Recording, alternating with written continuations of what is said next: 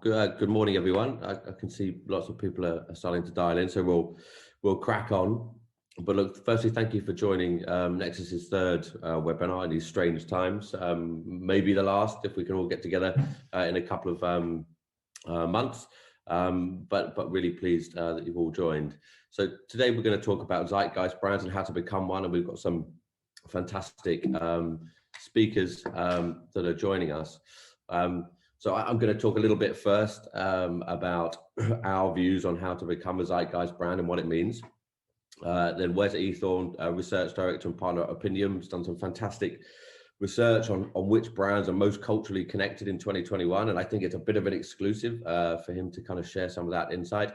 And then we've got a great panel discussion with Huib, Bockel, the founder of Tenzing, Sophie Moore, formerly of BrewDog, now the CEO at Gulp, Liliana, Caimacan, Head of Innovation at Tata Consumer Goods. So it should be a really breezy hour, I think, but we will kick off now with a kind of short presentation on what Nexus believe is kind of behind becoming a Zeitgeist brand. So there's two parts to this. So Wes and I are going to do a bit of the sort of brain, a bit of the thinking and conceptual stuff behind it, and then we'll go into a more practical panel discussion that's a bit more about, you know, people who have done it and seen it happen and made it happen as well. So my name's Harvey Choat. I'm the MD at Nexus, and we are an earned agency. So fundamentally build strategies that allow you to earn the right to be talked about, and that goes from yes, driving editorial coverage, but B, embedding, you know, where businesses need to be in terms of, you know, their brand and how they start to amplify their culture externally. So how do we think about cultural relevance as a business at Nexus? Well, there's two parts to it really, and the first one is about self. And often, and Wes will come on to this because he's done a lot of research, you know, often we look at the outside, you know, as kind of brands and marketeers and PRs, we talk about consumer insight a lot, we talk about market insight, we talk about competitors, but often there's not too much self-reflection. And kind of what we look at Nexus is about effectively talking to brands about what matters to them, because before you can be culturally relevant, you really need to understand who you are. So whether that's brand purpose, you know, sometimes we call it a quest because purpose always feels a little bit sort of finite. You know, what happens when it's over. You know, the commercial needs of the business, you know, you can't forget those, even though I know a lot of people think PR agencies have got no clue. Product benefits, and I think, you know, product in the marketing mix of the basic 4 Ps that you do at GCSE is often kind of forgotten the further down the comms line you get, but I think there's needs for that to get a lot closer. The brand challenges, so, you know, what do we face internally? Are there cultural challenges? Are there operational challenges? All those sorts of things that can be barriers to really expressing ourselves. And then of course our brand history and context, you know, where have we been and kind of what are the potential issues that we need to move forward as part of our self-reflection. The other part is relevance. So yes, you know, there's things like Pancake Day and Mother's Day and all those sorts of things, and they can be helpful, you know, hooks for consumers and sales opportunities and conversation opportunities, but really it's about the bigger kind of macro cultural movements, whether it's individualism or, you know, people isolating more or wanting to challenge the status quo more, or not wanting to challenge the status quo, in fact wanting familiarity and safety. You know, what is the consumer mood, and what is the kind of broader societal kind of movements that are underpinning why brands are relevant. You know, is there a shift from the obsolescence of wanting things to the obsolescence of need? You know, we kind of think for a long time as brands, as commercial organizations, have been about selling more stuff, and the next thing coming down the line we need to sell more of. But is that changing? You know, are brands now having to look at the fact that people don't want to buy things that aren't necessary, and that goes right to the heart of consumerism and the way brands operate. So all those things come together to give us a kind of clear picture of, firstly, ourselves, and then secondly, you know, how relevant we are in terms of you know, consumer mood and culture. The second part of that, and of course, it's always important to reflect and look at our category, but I think it's important not to get caught up in our category only. And often when you do, you kind of have micro battles or deliver increments in terms of marketing, and tend to remain quite short-sighted and tactical. The bigger vision is very important. And I think that the speakers we've got today, Sophie, Huib, Liliana, will all kind of bring that to life with the brands they work with. You know, that bigger vision and bigger cultural context has played a big part in how they built themselves to be selflessly relevant, effectively. And that selfless relevance is a really important thing in terms of taking part in conversations. You know, ultimately, it's very difficult to have conversations about yourself all the time and stay relevant. So that selflessness in kind of the way brands think, I think is fundamental when it comes to becoming a Zeitgeist brand.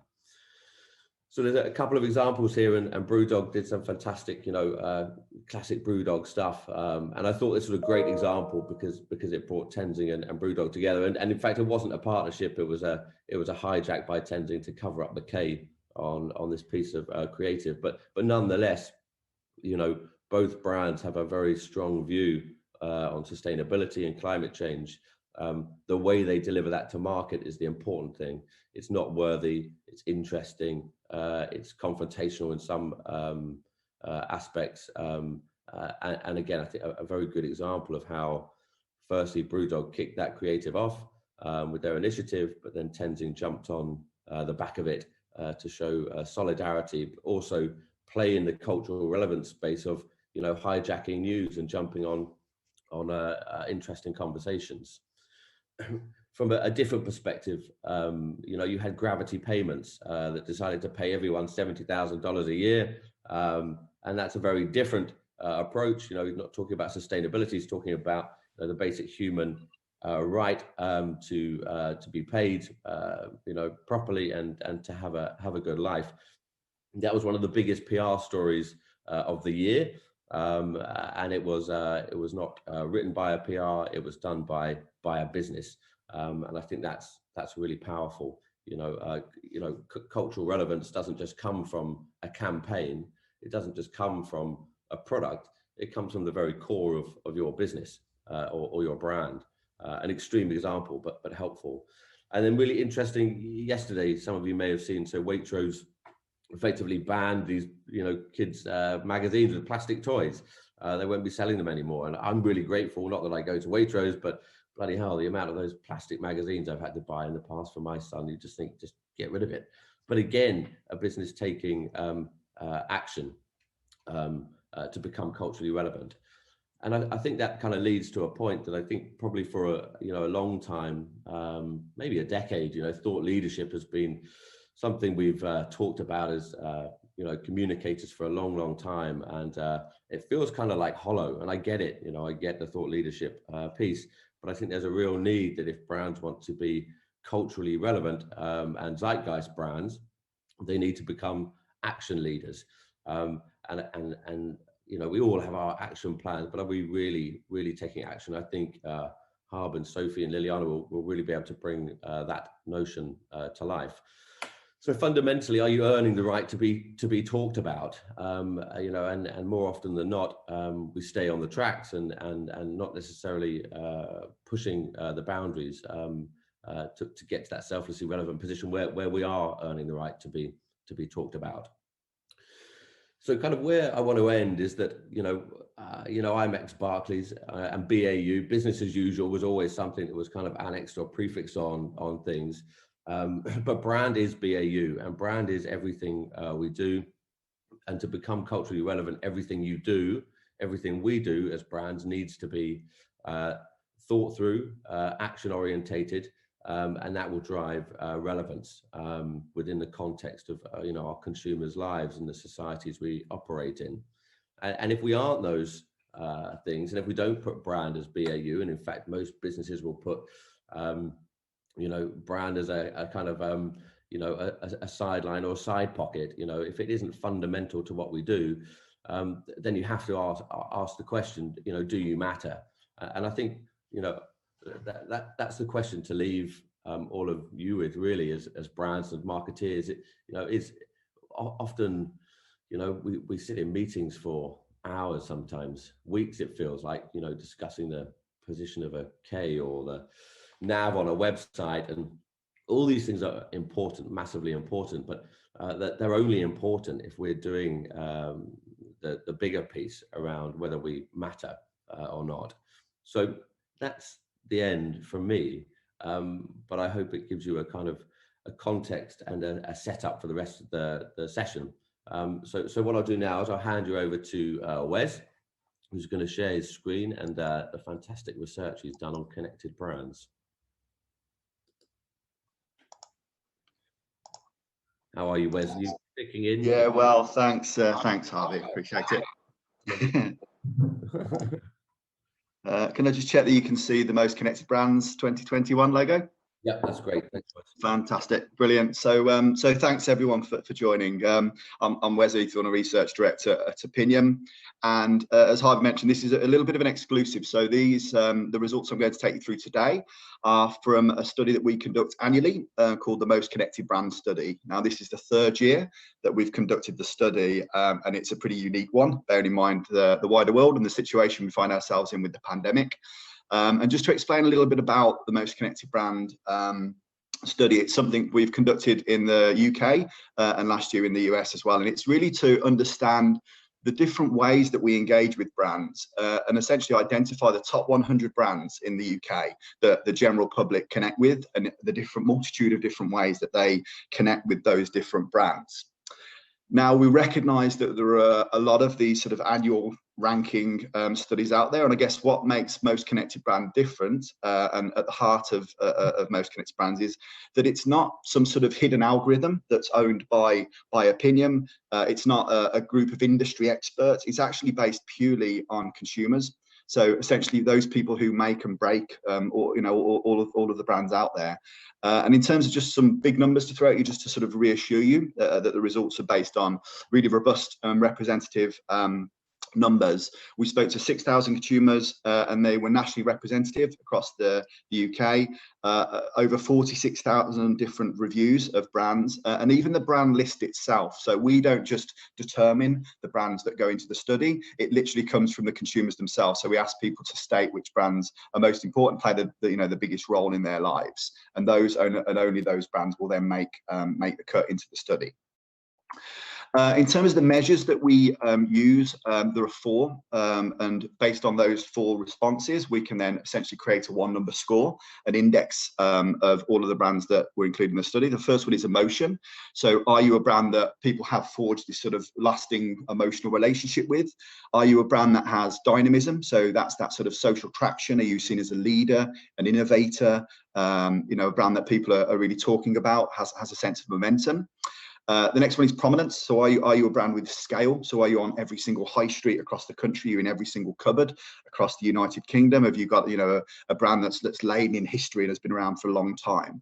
And then finally, distinction. So do you have something unique? It might be your core purpose, the products you offer, the character that the brand has, something that sets you apart from all of the competitors out there. And based on those four figures, we're able to identify a one-number score, and then that one-number score has been validated. So we've looked at commercial performance year on year, looked at things like profitability for the companies, share prices, and we've been able to see that the higher the score, the higher the index score, the more likely it is that brand will be commercially profitable.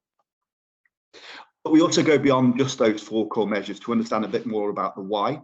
So we understand more about the individual. So we've got the ability to segment them by things like life stage and all the fundamentals of demographics.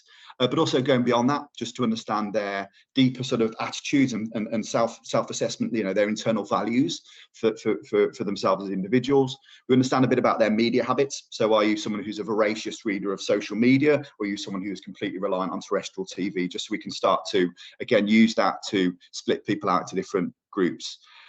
We also wanted to understand, I guess, how important corporate social responsibility is when you're choosing a brand? So those sort of initiatives. And are you an early adopter of technology as well? Because we know that the way you respond to technology will shape the rank order of the brands in the list. And then I guess, but going beyond those sort of four measures, understanding how people perceive the brands. So what imagery beliefs do they convey onto each brand? What personality and what characteristics do they sort of personify for each brand? And then probably most importantly this year has been just recognizing what's happening in the wider world and the huge consequences of the pandemic and the change it's having on our lives. So just understanding how has that, the individual been affected by that? Has it affected them in terms of their physical health, their mental health, and also financially as well, just so we can again start to infer the impact that the pandemic is having on the choices that people make.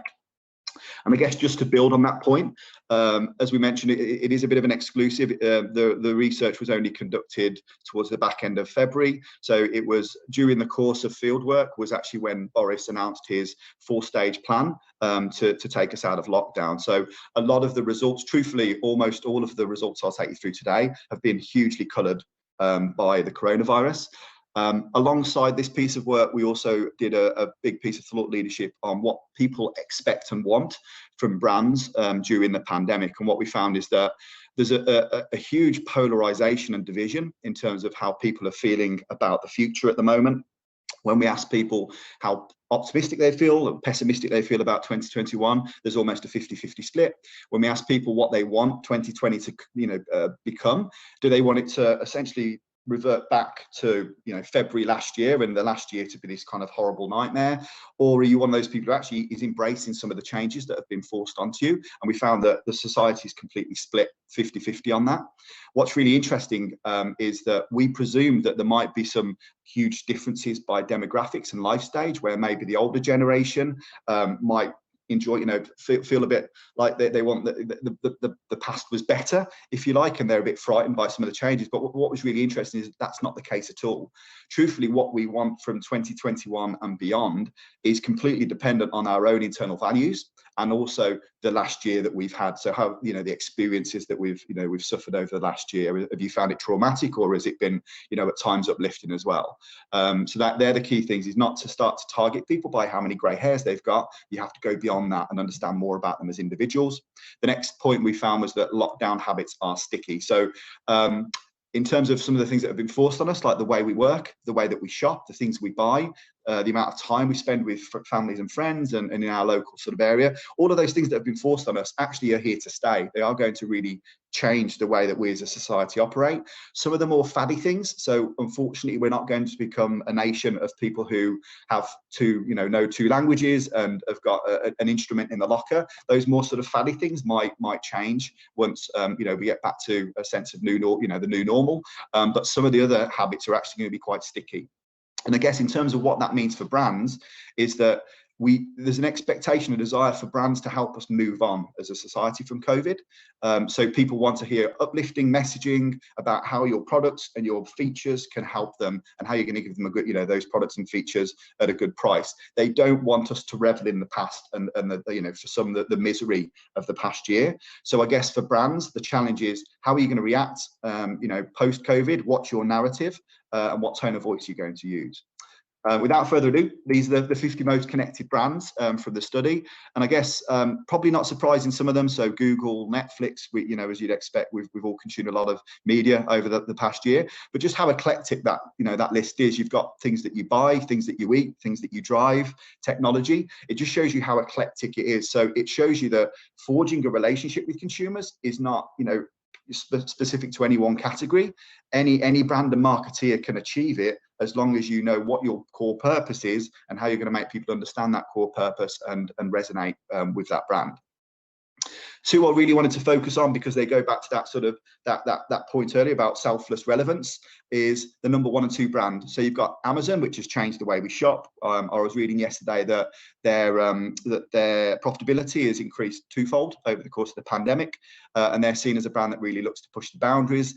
Brand number 2, I'd argue, almost isn't a brand, it's an institution. So it didn't even appear last year, but this year, the warmth, the role that the NHS plays in our lives, we've made that point there, that the Amazon is almost trying to kind of insidiously kind of make its way into every facet of our lives, whereas the NHS at the moment is really purely trying to save it. And what's really interesting is that Amazon is seen as pushing the boundaries, but it falls down on some of those corporate social responsibility aspects. So we recognise that we as consumers profit from the speed and convenience that Amazon provide. We also know that they're using technology to almost surveil people who work in their factories to make sure they're using heat mapping to make sure they don't congregate and start talking about unions and things like that. So on the one hand, we as consumers completely benefit from that, but on the other hand, we recognise that those packages that we're getting sent through come at a cost. And what's really fascinating is, bearing in mind the NHS has been around since, 1948, just following the Second World War, that actually that's the #1 most dynamic brand within our list, which is staggering if you think about it. Whereas you've got brands like Amazon that seen as hugely distinct. I mean, they've completely changed the way that we shop and disrupted that entire category. And unsurprisingly, and we've got some lovely videos which we'll share with the presentation after the event today, where we actually have video vox pops of people we collected from the back of the study talking emotionally about how they feel about the NHS and just what a role it plays in our lives, particularly obviously during the pandemic. But I guess just to quickly focus on sort of 5 key trends that we've noticed during the course of the pandemic that's completely shaped the brand performance over the past year. There are sort of 5 key things we can learn. So we know the pandemic has fundamentally changed. Even today, we're all logging on from home to watch this event. It's changed how we work and where we work. It's changed. It's given us, I think, a new realization of the importance of health and well-being. But also, interestingly, that comes alongside, we also are comfort eating more than ever. So we'll go out for a jog, but then we'll also sit down and eat a chocolate bar after we've finished our jog. The nation as a whole, particularly over the sort of trauma of the past year, have really looked for entertainment, escapism and distraction. And that isn't just purely with streaming services. We'll talk about some of the more sort of traditional ways that consumers have achieved that. We know that it's been incredibly difficult time for the high street. There was a sense that online was already becoming a sort of a huge influence and a real problem for the high street, but with many of them having to close down, non-essential shops are in a really difficult position, and that shines through in the data. And then finally, forcing people off public transport, but also with this greater awareness. There was this lovely sort of sense when lockdown 1 happened that people in London were talking about hearing birdsong for the first time in years, and is this going to drive people off cars and start thinking about more sustainable ways of traveling? And we'll talk about that very briefly in the next few slides. But in terms of the first trend that we saw, the brands that have shot up the ranking have been around for a long time. So Microsoft, HP, Dell. The importance that they now play in our lives is we couldn't function, we couldn't work for a living without those things allowing it. And in the past, where it's been the realm of IT to sort these issues for us, we've had to all sort of learn to navigate technology in a way that we probably didn't have to prior to the pandemic. Also, in terms of DIY, we know there was a huge explosion in do-it-yourself. Also, because we had to create almost virtual offices, that has meant to a lot of people have had to invest quite a lot of time and energy going to the likes of B&Q, using their Bosch drill to allow them to work from home. Second trend, we've also saw the likes of Nike and also Fitbit for the first time enter the top 100. And I think this is this great sense of these sort of Joe Wicks works out, Peloton, recognizing that we've got to try and keep ourselves fit and healthy and achieve that at home. So as a result, we've seen this real explosion in health and well-being. But then ironically, we've also seen the flip side to that is that, brands that maybe aren't so good for us, like Lin, Nestle, KFC, if anything, have shot up the rankings too. Final one around the third one, sorry, around the sort of desperate search for sort of escapism and the trauma of the everyday, how we can escape that. Yes, we've seen that Netflix, as we've all binged watched and streamed. Disney have entered the streaming business this year as well. But also what's really nice and interesting is that it's not just those sort of technological escapism. We are seeing the likes of Waterstone, so people wanting to sit down with a good book, sit down, get the kids with the Lego bricks and try and distract them and allow ourselves to get some work done. And also even the National Trust. So we're all spending more times in our local community, more times with our friends, more times with our family than we ever have. So again, looking at more sort of traditional ways to enjoy time together and distract ourselves from the outside world has become so important to us as a population.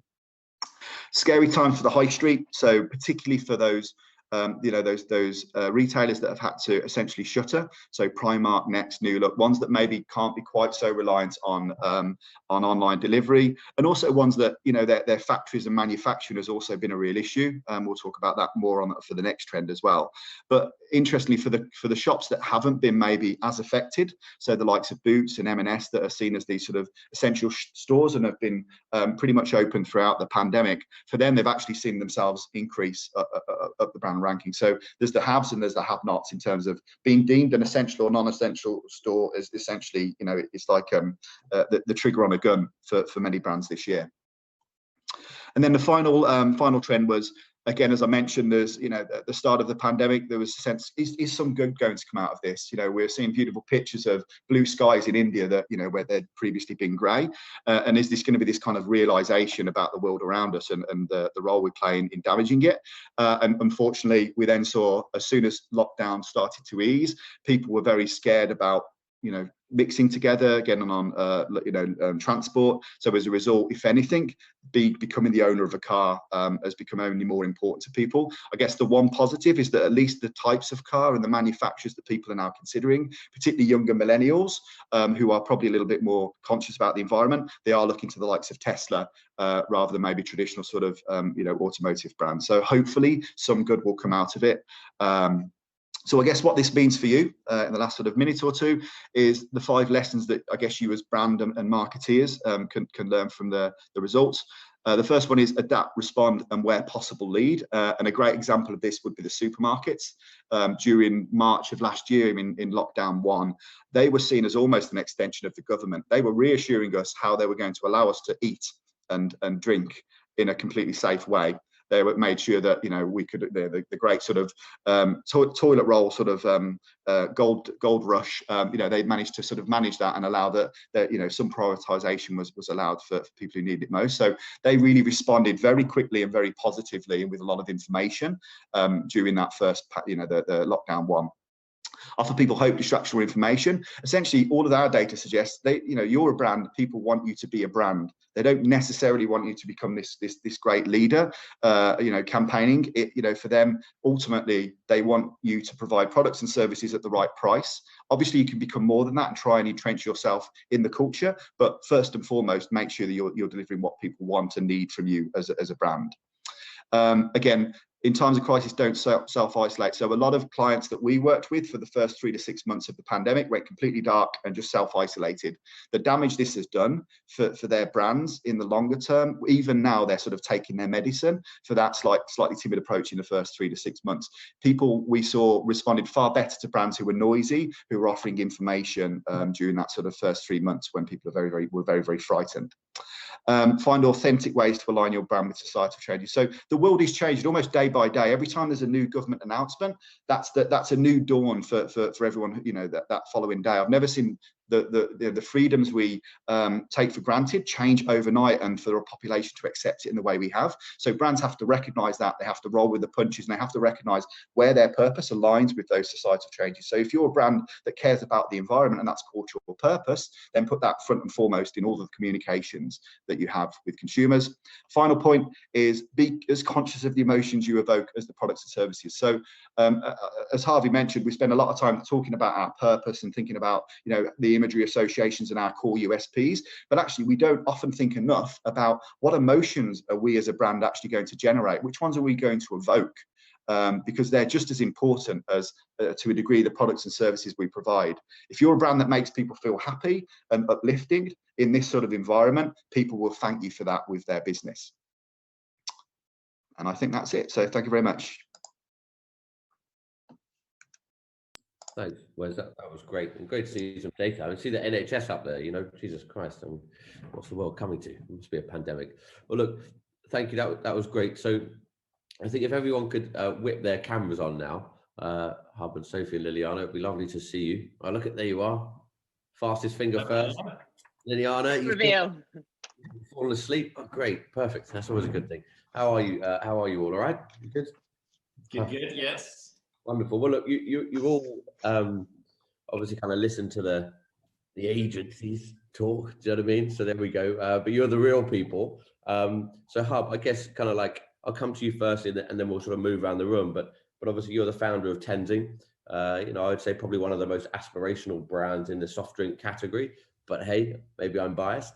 But I suppose over the last few years, particularly probably the 6 months, you've really come out on the environment. And what I suppose what led you to that point as a brand? Yeah, so when I started Tenzing, that was always the idea. We always said we're going to take energy from nature and pour as much energy as we can back into it. So it was always kind of key part of the foundation and of the foundation of the business. And we always said, like, you know, we want to change the way people energize themselves, right? We said the future of energy is plant-based, low calorie, and sustainable. But interestingly enough, if I look at the journey, we launched about 5 years ago.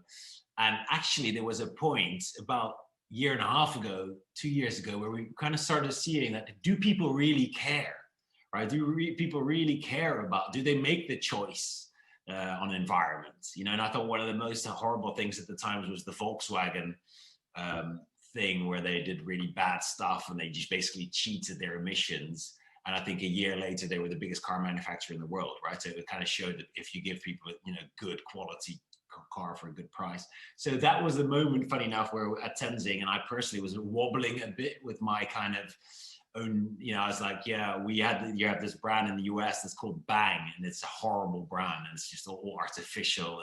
And we even said it within the company, we got to be more Bang sometimes and go like, you know, we have to just get the energy message across. And then funny enough, Corona happened and the lockdown, and it was very, very tough time for me personally, to be honest, because I had to let, you know, people go, and I was really like, oh my God, you know, 4 years of hard work has come to an end right in the beginning, like exactly a year ago, right? Everyone was like, Jesus, what's going to happen?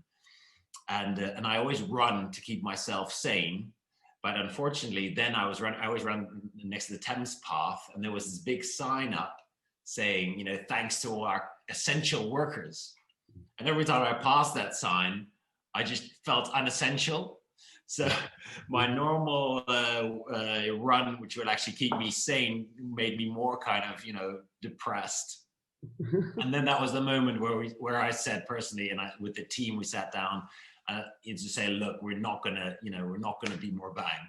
We're gonna go back to our essence, why we started the business, and really kind of double down on our environmental pledge.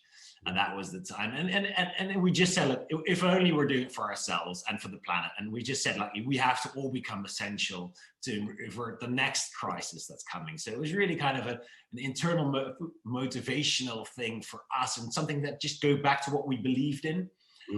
Really interesting, because we actually did a little test yesterday to see how we're going to go back to work. And we said, do people still engage with the mission within Tenzing over the last year? And there was 100% score.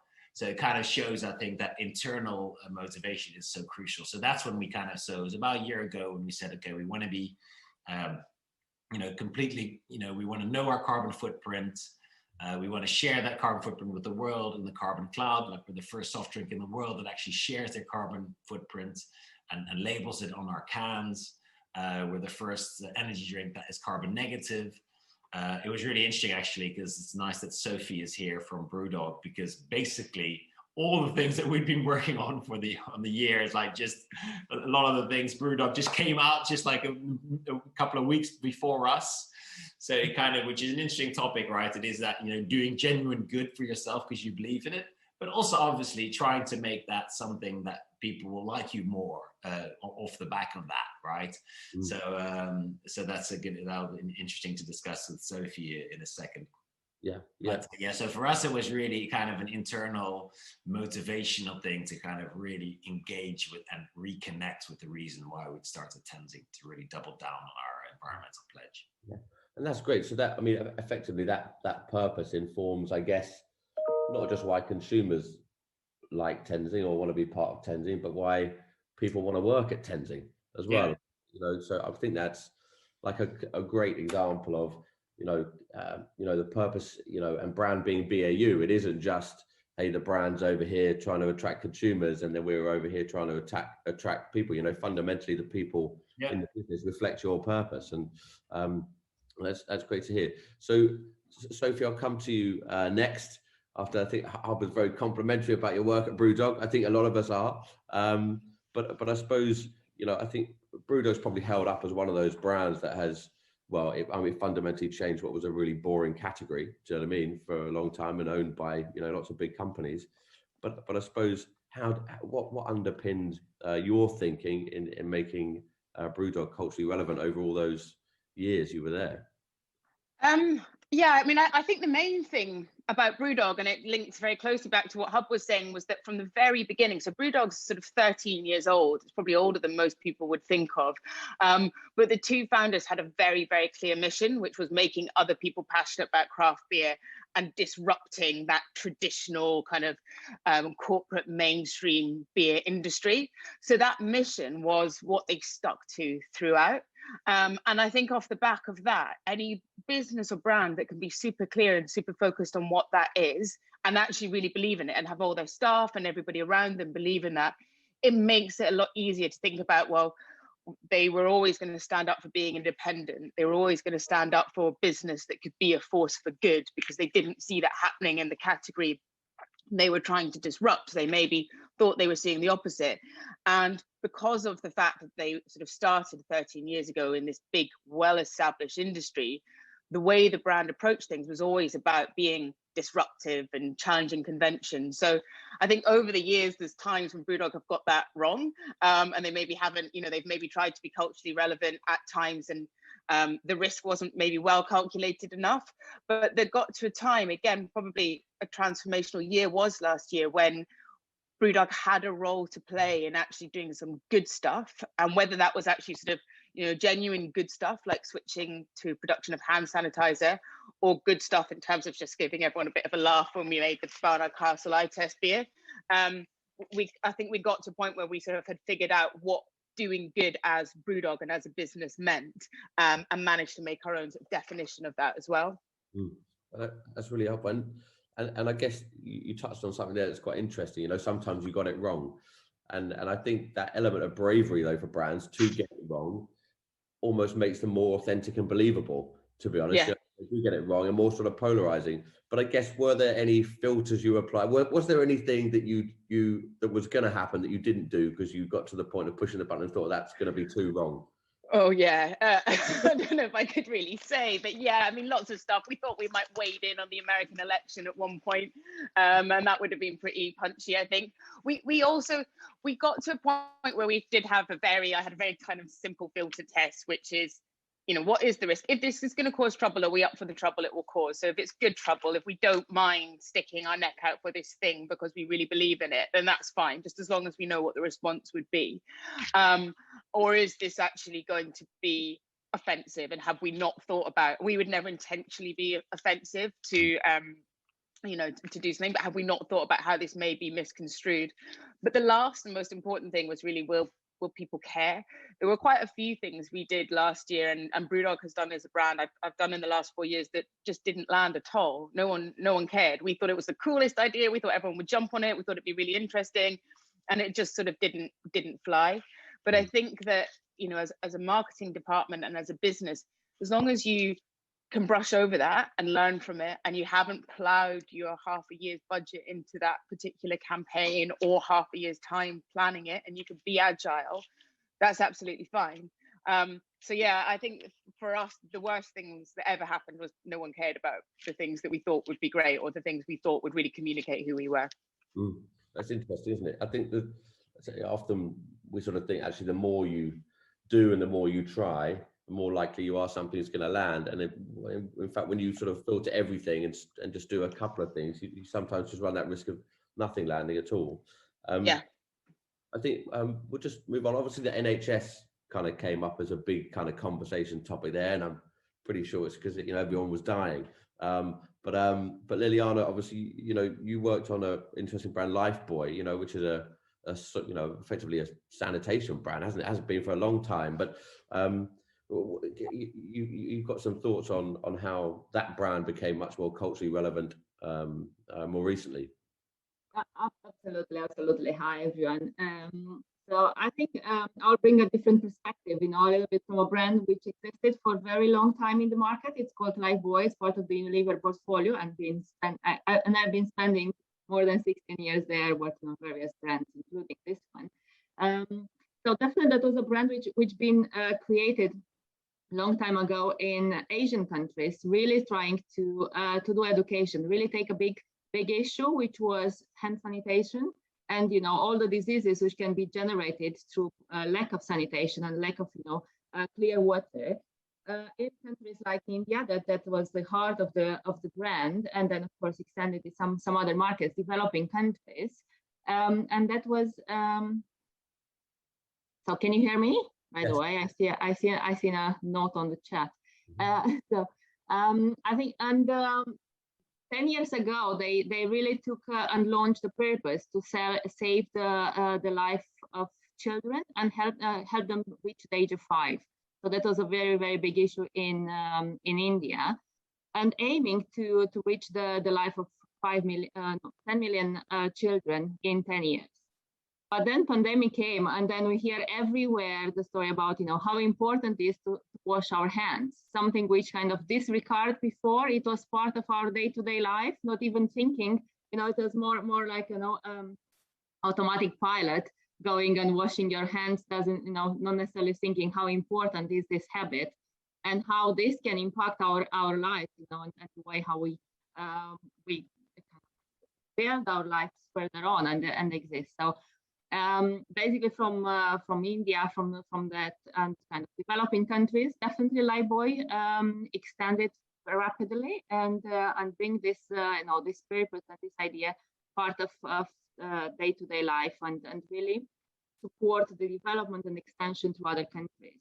I think one key point then they brought it was really how to do education, how to continue doing education about the importance of washing hands. And doing a lot of partnerships and creating a lot of also public announcements and communication, building this idea of washing hands and educating them, in the best way possible. So something which been there for a long time, taking an issue which was very important and very relevant, but making sure that as you go through, and then some other things are coming up. And that's becoming more relevant for a broader range of consumers. You as a brand continue and develop and evolving that specific wine. Yeah, no, that's fantastic. Because I suppose, washing your hands, like you say, it used to be, hey, they're going to smell nicer and, they're going to be clean. But that kind of move to, I'm protecting my family, I'm protecting other people in my life. And I think that's like a big change, isn't it? Which allows to have a kind of deeper conversation. Like Huib, obviously you kind of mentioned your first soft drink to have like carbon labeling, and we've talked a lot about being an action leader effectively earlier on.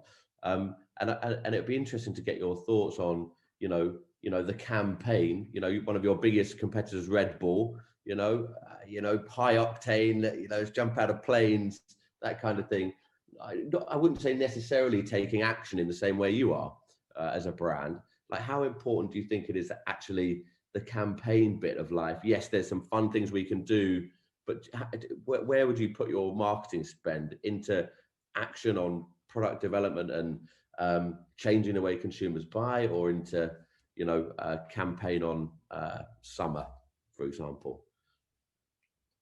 I don't know if I 100% got the question, Okay, but I'm gonna try and say some smart things. I think it's interesting. I think I'm always a big believer, and I actually think Sophie will agree with me, although I've never actually spoken to Sophie, but I did hear her earlier. And I think at the beginning, it always starts with the product. So you kind of, again, I'm up against Red Bull and, Coca-Cola, Monster, that kind of stuff. I can never beat them ever on marketing spend or marketing awareness, or like we saw the presentation before from Wes, and that's always the most annoying thing. They're like, yeah, brands, at the end of the day, how readily available are you? both in like, physically seeing the product and top of mind kind of, which is like you're starting a new brand, right? Like there's no way you can all of a sudden become that.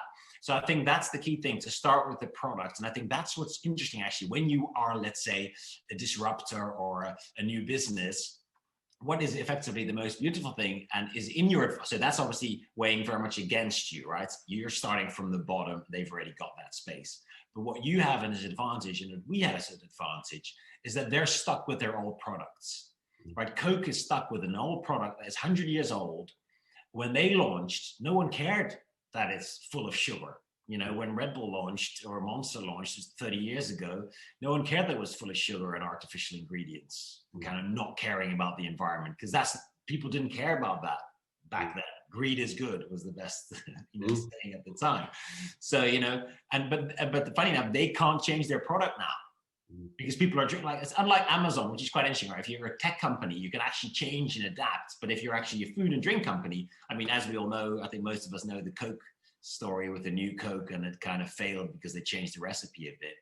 So they've got these massive billion-dollar brands that are stuck with an old product. So that allows new people to come in and say, look, no one in their right mind would launch an energizing drink now that is artificial, full of sugar, and not caring about the environment at the end of the day, right? So I think that's where it starts, just like it started with, BrewDog, who said, let's really talk about beer. And then later, actually, then it's all about, so that was basically what we did for the first, we've been going for 5 years now, but like for the first years, just focus on the product, get the best ingredients, and then sample. We sampled a lot. And then, but we always had it in our core, right? Like I said, we always said so we did little environmental projects. All the marketing we did do were environmental projects. And now I think now we're bigger and we've got a bit more money to spend. And then it's about like making those environmental projects even bigger. So for instance, one of the cool things, and I think it's also making it authentic, right? So all the stuff we've always done is that classic, I cared about it. So again, like I said, I'm a runner. I like to run. And then I read about that in London, if you run certain times in certain places, you might as well not run. It's that bad for you, like the smog. So then that was an article I read from King's College, so it was in the newspaper, but King's College data was used.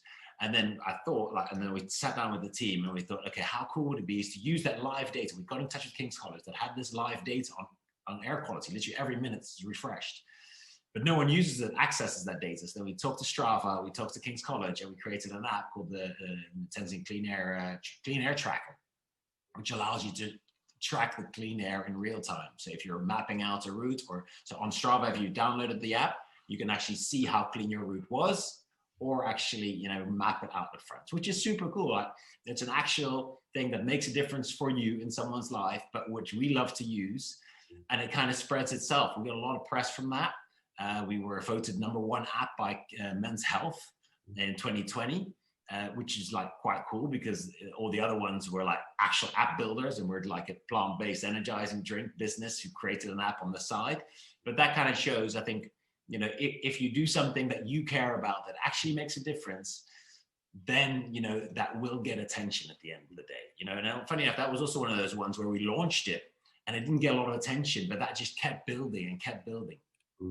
So I think if you genuinely do something you care about, like even if it wouldn't got any press, we still would have thought it was great. And in the running community, it was really kind of picked up.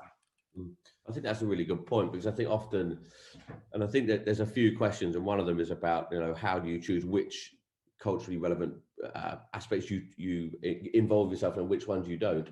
And I think the ones that are authentic, they're not being done for press. Do you know what I mean? They're being done because you believe in it as a company, and then, like you say, Huib, they build and build, and then you kind of, it either catches a wave, but if it catches a wave further down the line, it's even more authentic, isn't it? Which I think is an important thing. Agreed. And I just on the Sophie, I think it was quite interesting. I think at the end of the day, if BrewDog would have come out with being like an environmentally friendly beer, I think everyone would have been like, why? So it could be but they did always have this activism as part of their brand. And then when they launched this, it kind of felt like natural and cool. And the tone of voice was there. But I don't think they should have done that right in the beginning, because I think less people, like Sophie just said, like, would have people have cared? Probably not, right? So, yeah. That's it. I suppose, Sophie, have you got anything to add to that with Hub? No, I mean, well, I think Hub's spot on right. I think that and it'd be interesting to kind of hear, we struggled enough as it was last year with people really, it's not that people don't care about the message around being carbon negative. People know they want to do something good for the planet. They don't really know how. They also have a lot of companies greenwashing, a bit of false information. It also can be really, really boring. So we wanted to make it fun, interesting. We wanted to explain it in a simple way, explain it in a tangible way. But actually it wasn't like we had to do a huge shift as a business, because a lot of those principles and practices were already there. So we had always taken our spent grain from the beer production process and fed them to local cattle, and had been doing so for the last 13 years. But we just never thought that was an interesting story to tell. And there were loads of things that we uncovered and that became sort of relevant to that. But I think, I mean, it's quite interesting that belief that Hub was talking about in what the founders' sort of principal vision was, and what the company was set up to achieve, and how you have to keep that running. With my new role at Gulp, it was founded by Professor Green, who's had it's a gut health product around vitamins, and it was founded by him because he had years and years since he was a young child of real health problems, and so genuinely had this emotional belief that he wanted to find a solution. And the co-founder, Jason Fox, had come from the SAS and had a lot of mental health problems, which he'd attributed to physical health and gut well-being. And so actually, when you have that amazing core reason for starting a business, in the same way that Tenzing is going up against the soft drinks industry, a Gulp is going up against huge pharmaceutical companies with massive budgets and lots of people. But I think when you have that really strong reason for existing and that founding belief, similar to BrewDog, then it can help, carry a brand, help you become relevant, help you understand what your mission is as well. Definitely. So I'm getting a sense that actually there are, because I think that there are obviously like ways to become culturally relevant, but I think that what we're saying is the most powerful way to become a Zeitgeist brand is to just stick to your core purpose and belief, regardless of if 1 year that's the hottest thing or the next year it's the most boring thing. Yeah, Liliana, would you? Yeah. No, absolutely, and fully agree both with Sophie and Huib. So I think as a brand, it's fundamental to be authentic, to choose a topic, to, when you choose your purpose, to make sure that it is relevant and it is connected with what your brand stands for. Yeah, so you don't go in a completely different space and try to make it work, which happens, unfortunately, in some cases. And also, it's about consistency. Yeah, so it's just making sure you do things that continue to do that one and become bigger. As Huib mentioned for Tenzing, it's about you may start small, but you really you are coherent, are consistent, and are true to whatever you talk about. So you really take that actions. You go and do good as you say. No matter that, probably being a small brand, that, for example, at the beginning that will be at a smaller scale. But then it's important to talk about it, to make people aware and educate people about that specific topic you embrace. So talking about, the healthy energy drinks, I think, that's a space is probably, we didn't really think too much few years back, but I think that's a space and something which is becoming more and more important for us. Gut health is another very big trend and something very important. And everyone is becoming more aware about the need of getting something more natural, about something more, healthier, which will allow us to get easier through some challenges which are coming along our way, as now this pandemic, which put all of us under a big challenge. So I think coming to that point, it's important to be authentic, to choose a topic as a purpose which makes sense for your brand. It is very much anchored in who you are, what's your promise as a brand, what is your proposition, your values, and then be coherent with this and really continue to do it for long. Some brands, again, they start, do a little bit of something, and if there is another trend, I'm just curious to see how many brands will jump on the health and wellness trend and will pretend being healthy and try to come with a lot of new things around this topic, just because this is a big topic nowadays. But I think the winners will be at the end, the one who's been coherent, been launched or created, or had this purpose or that specific topic embedded from the moment when they first launched it. And I think coming to the topic around product, your product should be very again should support the purpose. So yeah, if you have a product which is not fully aligned with what you say, what you preach in your purpose, what you talk about as a brand, if your is not fully natural, for example, if Tenzing will not be 100% natural, and we have another, I don't know what kind of other things which will not be coherent with what they say, I'm sure the consumers will penalize them. Yeah? So that's about things. People are more and more aware of what's going on, as we've seen from Wes research earlier.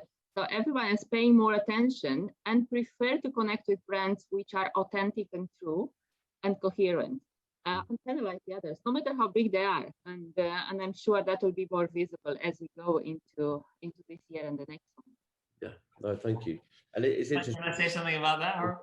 Yeah, of course. Yeah. I think what's really interesting, it kind of what Liliana was just saying, it kind of all comes together. What was also what Sophie was saying, what I also genuinely feel is that consistency and that kind of authentic purpose is in that sense easier, I would say, slightly easier in a founder-led business, because what you see is that I started at Unilever a long time ago. I loved it, it learns a lot.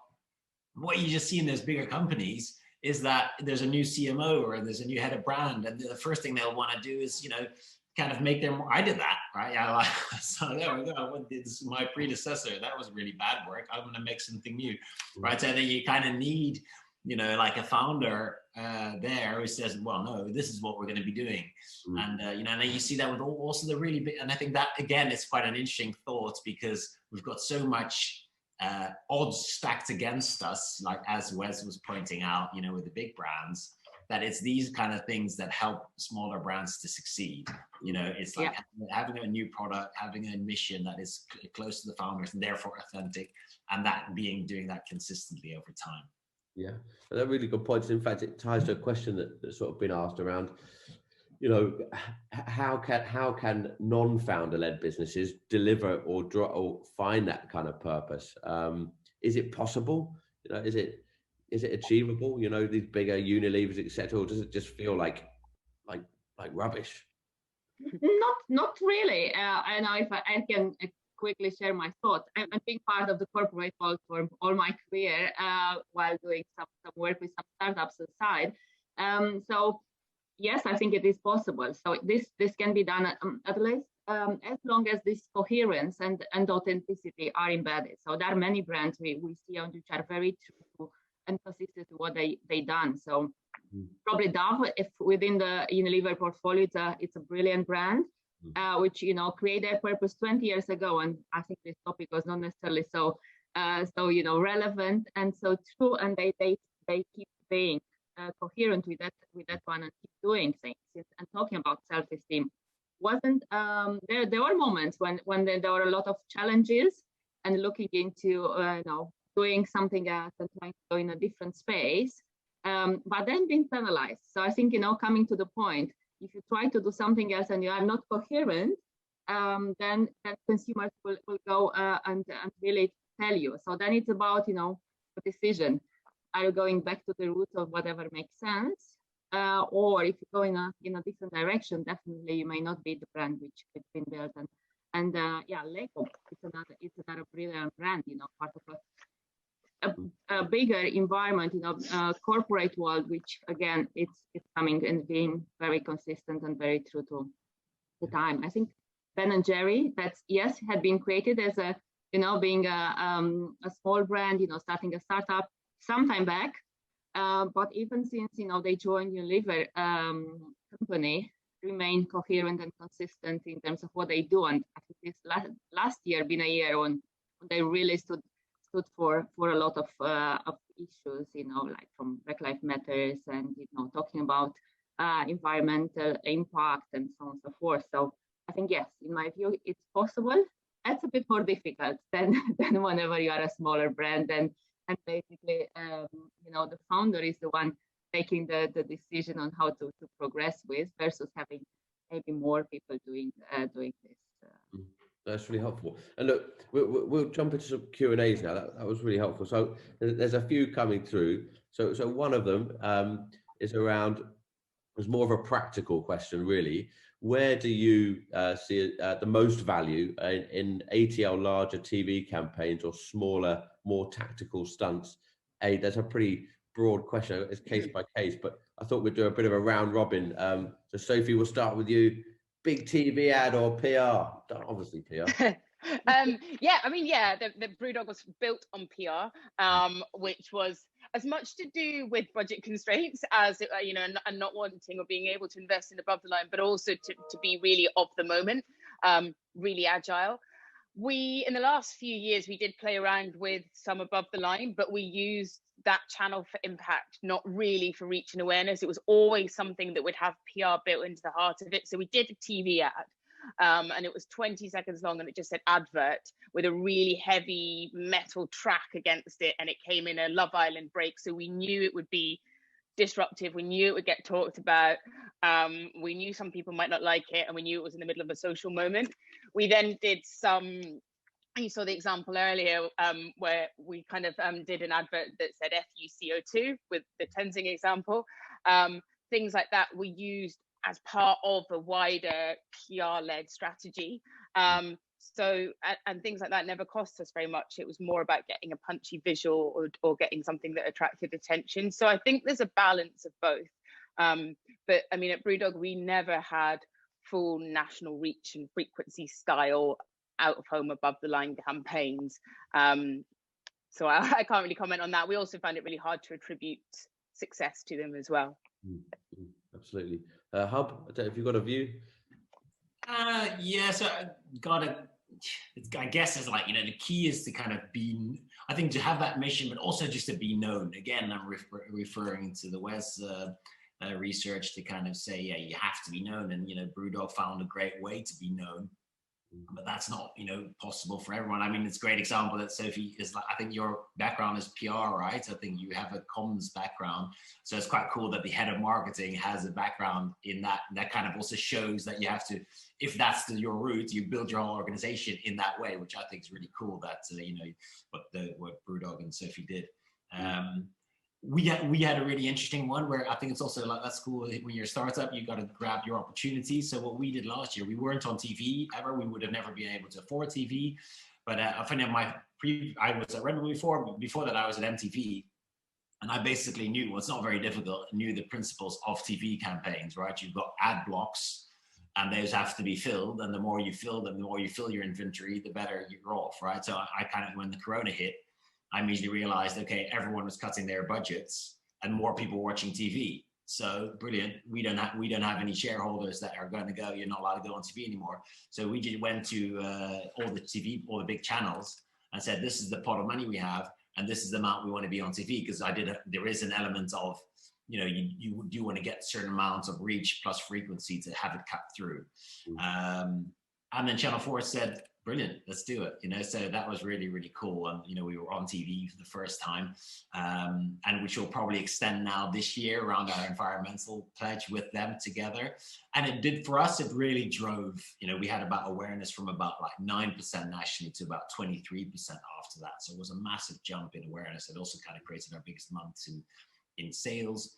Although, you know, you do always think, shit, you know, does it make us look less cool? You know, so the kind of, you know, the more Sophie approach, the BrewDog approach. But I think, you know, I think it is important to kind of, you know, I mean, again, Red Bull, extremely great example, right? They've got the cheapest ad, be known to man, is like, you know, so literally like a couple of those a year, super recognizable. It's the most consistent advertising campaign I think anyone's ever come up with. I think they've been doing that same cartoon for like 25 years. And they use that just to kind of keep the awareness up. And then they do all the kind of cool stuff, and they, you know, with all their events. So I think finding a right, I mean, it's the standard answer, but finding a right, good balance that works for you is, I think, is crucial. Yeah, that's great. Liliana, any views on that one? TV or PR or? I know, absolutely. I fully agree with what's been said. I think it's very, very important. There are two important things here. One, it is, you know, what brand are we talking about? You know, what's the stage of your brand? So if I will take the example of Tetley brand, one of the Tata consumer products, key, you know, iconic brand, it is a brand being in the market for 108 years, almost, and been on TV and being kind of reaching a big mass and having the highest penetration of a tea brand in UK. So we're talking about a completely different type of brand than it was Tenzing and BrewDog here. So definitely, and what the target is a more mature target. People really watch TV consistently. So I think in that case, you need to be there, because that's the way you reach your big pot of consumers, and that's the way how you can engage with them, because they are watching TV, they are watching this kind of communication. While on another hand, we just launched recently in middle of last year a brand. It's called Gooders, coming very much into this space, and bring a little bit of vibrancy and engagement and kind of excitement in tea category, but addressing a younger target.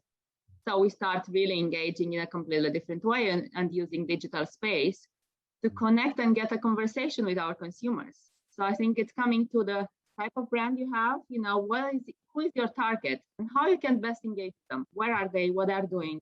Knowing them very well, and coming to the point is, let's know them very well and know what they are doing, and also the stage of development of the brand. Yeah, so Tenzing reached that kind of stage where they want to go broader. Yeah, so you want to really reach more people. So then, of course, I would say TV and mass media do allow you to get a bigger reach. Otherwise, but it's about how you complement this with a meaningful conversation. Because if you just go on only that one and forget about the conversation, forget about things which really matter for your key target, and being there part of their life. So again, probably that's not the best approach. So it's about balancing both, in my view. I think you make some really good points. I think it's like, it's balance of channel and targeting, and you can kind of work that out pretty quickly. I think the powerful thing Sophie mentioned was about doing stuff for impact. So buying one outdoor site for impact that's going to get you national news coverage is far more effective on return for investment than buying 50 outdoor sites that say nothing. Do you know what I mean? And Huib as well, the consistency of the Red Bull ad, it works because it's creative and it's funny. Do you know what I mean? It's kind of got that amusement to it. And you kind of, I think sometimes we can get sucked into like the channel discussion before we even know what we're talking about. Do you know what I mean? And that's like, where are we going to put this? And you go, well, wherever you put it, it's fucking boring. So nobody cares. Do you know what I mean? It's true though, and you see it way too much, I think. That's great. And I think, look, we're sort of coming to the end now, but I think there's one sort of quite pertinent question here about how you as brands and marketers keep up with jumping on news hooks. And I think BrewDog particularly were, super quick. How did you stay so quick, Sophie? Was that you drinking Tenzing? we should have been. I think, do you know what? A lot of it was that it's a bit kind of classic to say, but we did have that agile mindset, and we were very much in that, right? What's happening? What's our role in it? Can we do something relevant? Can we do something that adds to the conversation and also fits with our brand? So it's not just jumping on a thing that's happening. What's BrewDog's role, and what are we going to do that stand apart? But we were very much in that being able to jump on moments. So whilst we had a brand strategy, we never had a brand plan. So we didn't know really week to week what we were going to be doing. I mean, we had a rough idea, but because of that, we had flexibility within our team to allow us to jump on those moments. And that was the starting point. And also, BrewDog's a big company. It's got a startup mentality, but it's 2,000 people. So I do think that agility can come to big companies. It's probably harder to add it in once they've been established, but it doesn't have to just be something that small teams can do. But then secondly, we got in quite a good rhythm of knowing how to jump on the news agenda. So we sort of knew, right, we'll need a great big image. We'll need, something that's really going to stand out. We'll need a quote. We'll need to give it a cool name. We got quite used to knowing what the ingredients were. And then the other thing I think was just that I kind of mentioned earlier, that creative confidence of being able to quite quickly sort of say, right, let's give it a go. But also if it doesn't work, let's just move on. And the more we did that and the more positive effects we had and things that did work, I think the more internally we got better at coming up with those ideas, because we sort of trusted our own instincts a bit. So yeah, I mean, quite boring, but a lot of it was that sort of mindset and being able to jump quickly on things. Yeah, that's really helpful. Can I ask a specific question, because I'm obviously just also curious. So Yeah. how does it practically look, though? Would it literally be like something happened, let's quickly get together? Would it be like you and, you know, James and the PRH, or how, like, I'm just like actual specifics? So it was probably me and James on a WhatsApp. This thing has happened, let's do it. But also, you know, really good hand sanitizer, a great example of that came from somebody in the brewery doing production. They wanted to do something good. They sort of, I think, maybe went to James or to somebody and said, let's figure out how to make hand sanitizer in our distillery. So again, this sort of ideas-led culture where anyone can jump on something. But yeah, practically very messy, very unstructured, very fast. We had this thing at BrewDog about working in dog years, so we worked 7 times faster than anyone else. And I think, you know, speed and agility is a competitive advantage, and so we really kind of put that to the test a lot as well. Okay, cool. Definitely. It sounds like it's like music to my ears. It's like the death of sign off, isn't it? You know, where you have to go to 15 different people for it to get more and more homogenous and then become nothing, and slowly, you know. And I think you were mentioning it earlier. I think when you do that, you dilute an idea. Often that first idea that you have is the best, and the more people that pile in and the more money you put on it and the more time you have on it, you end up with something that isn't as punchy as your first initial thought. So there's a lot to be said of allowing that sign off barrier to be a bit flexible as well. Yeah, definitely. So I think it's been a really great session. I don't know if any of you as speakers have got any questions for each other before we wrap up, or and hopefully you've enjoyed it. I don't know, Wes, have you got anything to add? I think the research was great. No, it's really interesting. I mean, we work with a lot of big brands, and I think they're guilty often of pitching around for the next cause they can jump on the bandwagon for. Whereas I think admittedly, it is easier for challenger brands where you've got like a strong leader, but actually big companies can do it, but they should look inward first, look at what their employees care about. And that way, at least when they do get on board with an initiative, then at least it's honest, it's authentic, it's backed up by their employees. It also means that you're not in that awful situation where you get found out, where, you know, it's obvious that you're bandwagon jumping, it's tokenistic. So I think that's, you know, any company, big or small, look inward first, make sure it's something you generally care about, and then generally good things happen. Yeah, fantastic. That's great.